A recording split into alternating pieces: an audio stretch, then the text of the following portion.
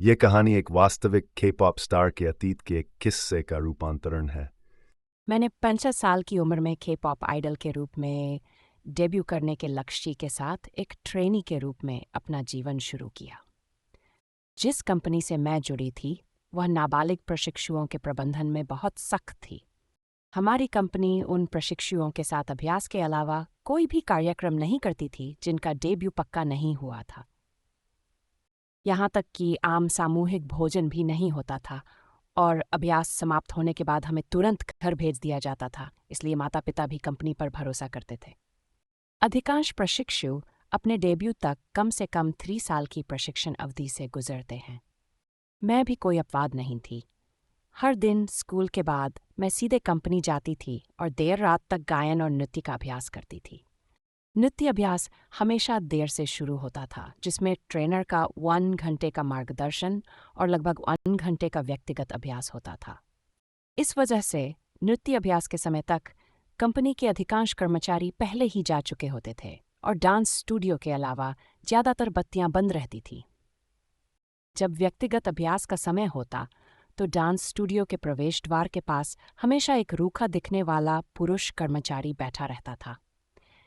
ऐसा लगता था कि हमेशा वही कपड़ता था।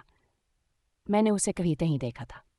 मैंने सोचा कि वह शायद देर रात में प्रशिक्षुओं के साथ होने वाली सुरक्षा समस्याओं के प्रबंधन के लिए जिम्मेदार कर्मचारी था। वह कर्मचारी लंबा और दिखने में बहुत अच्छा था, इसलिए वह हमेशा मेरा ध्यान खींचता था। मैं हमेशा उससे बात करने की सोचती थी, लेकिन कंपनी के माहौल के कारण मैं कभी ऐसा नहीं कर पाई। एक दिन मेरे साथ अभ्यास करने वाले प्रशिक्षुओं के बीच उस कर्मचारी के रूप रंग के बारे में थोड़ी बातचीत हुई, लेकिन अजीब तरह से मुझ सहित केवल 3 प्रशिक्षुओं ने कहा कि वह कर्मचारी बहुत हैंडसम था। बाकी प्रशिक्षुओं ने हमें ऐसे देखा जैसे कह रहे हो, तुम लोग क्या बकवास कर रहे हो। हमारी बातचीत बंद हो गई क्योंकि हम सोचने लगे कि क्या पुरुषों को लेकर हमारी पसंद अजीब है। एक लंबी प्रशिक्षण अवधि के बाद मैंने कंपनी के आंतरिक ऑडिशन को पास कर लिया, जिसमें डेब्यू करने वाले सदस्यों का चयन किया जाना था। मैंने अब दूसरों के गाने और कोरियोग्राफी का अभ्यास करना बंद कर दिया और उन प्रशिक्षुओं के साथ अपने खुद के गाने और कोरियोग्राफी का अभ्यास करना शुरू कर दिया जिनके साथ मैं डेब्यू करने वाली थी। आखिरकार हमारे डेब्यू के लिए रिकॉर्डिंग पूरी होने के बाद ही हमने कंपनी के साथ प्रशिक्षु के रूप में नहीं, बल्कि कलाकारों के रूप में एक अनुबंध पर हस्ताक्षर किए। जिस दिन हमने संगीत वीडियो शूट से पहले रात भर कोरियोग्राफी का अभ्यास किया, उस रूखे पुरुष कर्मचारी ने दूर से ही उत्साह बढ़ाने के लिए हमारे लिए तालियां बजाईं। संगीत वीडियो शूट पूरा होने के बाद ही हमने पहली बार कंपनी के कर्मचारियों के साथ सामूहिक रूप से भोजन किया। कई कर्मचारियों ने यह कहकर हमारी प्रशंसा की कि प्रोडक्शन बहुत अच्छा चला, लेकिन वह रूखा पुरुष कर्मचारी उस भोजन में मौजूद नहीं था।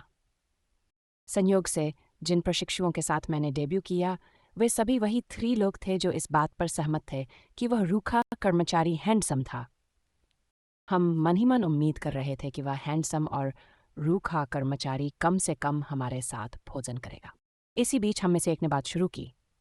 वह आज खाने पर क्यों नहीं आए? मैं उस लंबे पुरुष कर्मचारी की बात कर रही हूँ जो हर रात प्रैक्टिस रूम के सामने बैठता है। ये सुनकर कर्मचारी थोड़ी देर फुसफुसाए और फिर हमसे वापस पूछा। तुमने कहा हर रात प्रैक्टिस रूम के सामने कौन बैठा रहता था? कर्मचारियों ने एक दूसरे को देखा।